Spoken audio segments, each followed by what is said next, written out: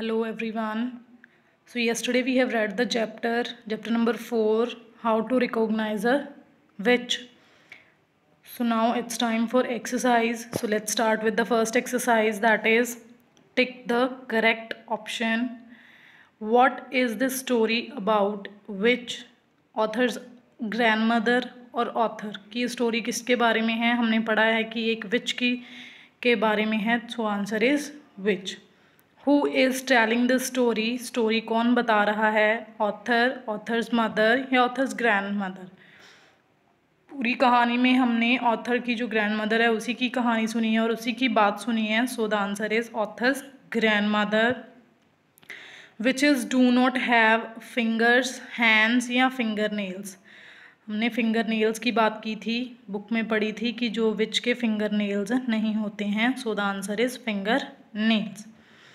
A real witch is always bald because they do not like hair. They get their hair cut. Not a single hair grow on their head.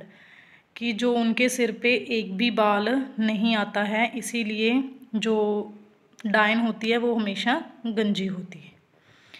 Next is complete the following sentences. Instead of finger nails she has dash thin curvy clause. कि जो Niels की जगह पे उसके जो बिल्ली के जैसे पंजे होते हैं वैसे होते हैं. Which is only take their gloves off when they go to bed. कि जब वो सोने जाती हैं वो अपना जो ग्लव्स हैं वो तभी ही निकालती हैं. There was something dash about the bald woman. It is indecent. She wears a dash first class wig. कि वो अपने गंजे सिर पे क्या पहनती है? एक बहुत ही अच्छी विग पहनती है. Next we have the topic phrases. लेकिन फ्रेजेस होते क्या हैं? फ्रेजेस सेंटेंस का एक पार्ट होते हैं, लेकिन उनका कोई कंप्लीट मैसेज नहीं होता या हमें कोई वो कंप्लीट मैसेज नहीं देते हैं. वो किसी के साथ जुड़ के फिर हमें कोई कंप्लीट मैसेज देते हैं. आइए अब हम कुछ सेंटेंसेस फ्रेम करते हैं, फिर आपको क्लियर हो जाएगा. Here are given some phrases, use them in your own sentence. For my sake means मेरे लिए. Please do this for my sake, कि आप ये काम मेरे लिए कर दो. In a few days, we are coming in a few days, कि हम थोड़े दिनों में आ रहे हैं. At home, Rahul is at home. Behind the door, the rat is behind the door. Into the pond, the ducks are into the pond. So there is nothing very difficult about this कि छोटे छोटे part होते हैं sentence के जिनका कोई complete sense नहीं बनती, लेकिन जब हम पूरा कंप्लीट सेंटेंस बना देते हैं तो फिर उसकी जो सेंस है वो कंप्लीट हो जाती है. Let's move to the next exercise now. Again, fill in the blanks with the help of the phrases given below. हमें कुछ phrases दिए हुए हैं, हमें इनको पूरा करके एक सेंटेंस पूरा कंप्लीट बनाना है. So my mother cooked dinner for all the guests. Driver must stop their cars at the red lights. The doctor asked the nurse to hurry up. A thief always lives in fear. Bunches of grapes are hanging on vine. So this was the exercise. Now it's grammar time. They are talking about the has and have.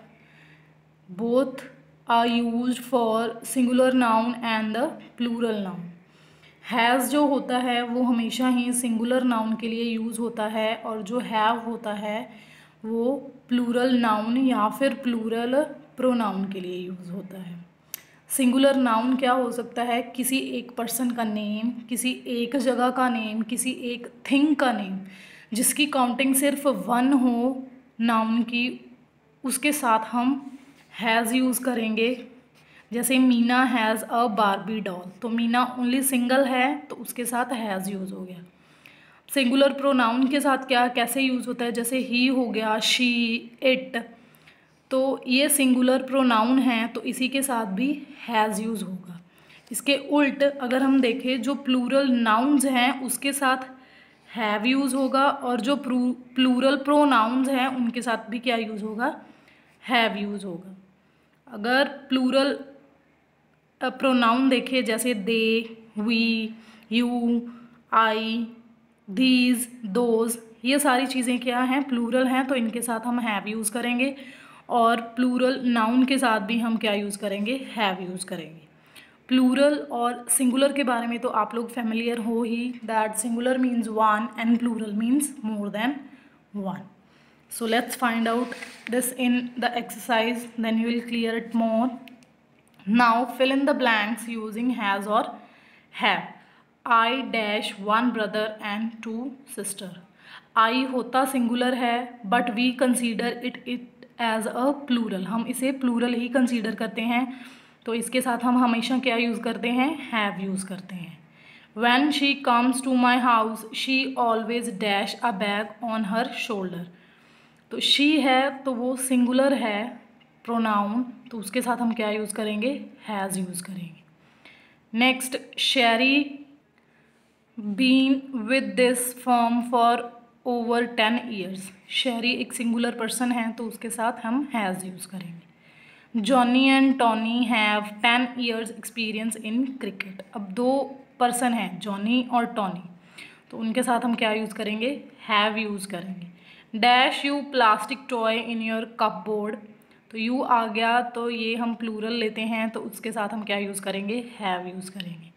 These cars dash music system. Have कि cars हैं, अब ये plural form में हैं तो इसके साथ हम क्या यूज़ करेंगे, हैव यूज़ करेंगे. Same in the B exercise. A passage is given below. Fill has or have in the spaces given. Mr. Verma is a businessman. He dash his own bungalow at Mansion Road. He के साथ हम क्या use करेंगे, has, because it is singular. Again, he dash two sons. He has, क्योंकि he के साथ हम हमेशा क्या यूज़ करते हैं, has यूज़ करते हैं. The younger son's name is Manav. He dash a bad temper. Again, he, then we will use here has. Abhay is a good tempered boy. Both dash their own motorbikes. अब both आ गया means दोनों, तो दो की counting आ गई तो हम यहाँ पे क्या यूज़ करेंगे, have यूज़ करेंगे. Each motorbike dash a designed number plate on it. तो its answer is has, क्योंकि ईच मोटर बाइक एक मोटर की बाइक की बात की गई है तो हम यहाँ पे हैज़ यूज़ करेंगे. They always dash fun at weekends. They आ गया प्लूरल फॉर्म, तो उसके साथ हम क्या यूज़ करेंगे, हैव यूज़ करेंगे. Next, I dash also join them this week. I आ गया तो हम क्या यूज़ करेंगे, हैव यूज़ करेंगे. When they return home on the way they always meet an old man. The old man dash a stick in his hand. old man है तो ये सिंगुलर है तो has यूज़ करेंगे. his eyes dash spectacles, कि उसकी आंखों पे चश्मा लगा होता है. his means सिंगुलर है तो has यूज़ करेंगे. So this was your book work which you have to do on your book. So you have to do this exercise. Your writing should be neat and clean, and try to understand and then solve the exercise. Thank you.